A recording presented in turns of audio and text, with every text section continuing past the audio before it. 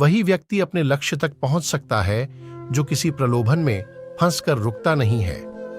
इस संबंध में एक लोक कथा प्रचलित है। कथा के अनुसार पुराने समय में एक राजा की कोई संतान नहीं थी।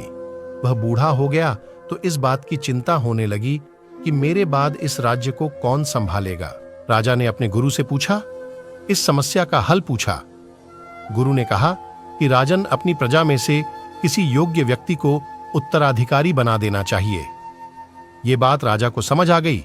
उसने अपने मंत्री से कहा कि प्रजा के बीच ये घोषणा करवा दें कि कल जो भी व्यक्ति सूर्यास्त से पहले मुझसे मिलने राजमहल तक आ जाएगा, उसे इस राज्य का उत्तराधिकारी घोषित किया जाएगा। ये बात सुनकर मंत्री ने कहा कि महाराज, ये तो बहुत ही आसान है। पूरी प्रजा ही राजा बनने के लिए यहां पहुंच जाएगी।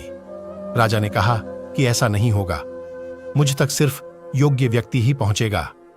आप घोषणा करवा दीजिए। मंत्री ने राजा की आज्ञा का पालन किया और प्रजा तक संदेश पहुंचा दिया। अगले दिन बड़ी संख्या में लोग उत्तराधिकारी बनने के लिए राजमहल की ओर निकल पड़े। महल के बाहर राजा ने एक बड़े मेले का आयोजन किया था। मेले में शराब थी, नाच गाना हो रहा था, तरह तरह के स्वादिष्ट पकवान थे, कई तरह के खेल वहां हो रहे थे। पूरी प्रजा उस मेले में ही उलझ गई। अपनी अपनी पसंद के हिसाब से लोग मजा लेने लगे। सभी ये बात भूल गए कि उन्हें राजा से मिलने जाना है। तभी वहां एक युवक ऐसा आया जो इन प्रलोभनों में नहीं फंसा। उसे सिर्फ अपने लक्ष्य तक पहुंचना था। वह सीधे राजमहल की ओर चल दिया। मुख्य द्वार पर 2 पहरेदार खड़े थे।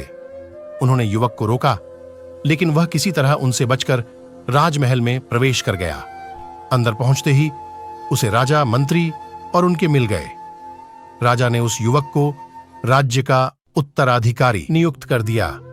कथा की सीख, इस प्रेरक कहानी की सीख यह है कि हम अपने लक्ष्य तक पहुंचने के लिए रास्ते में रुकना नहीं चाहिए।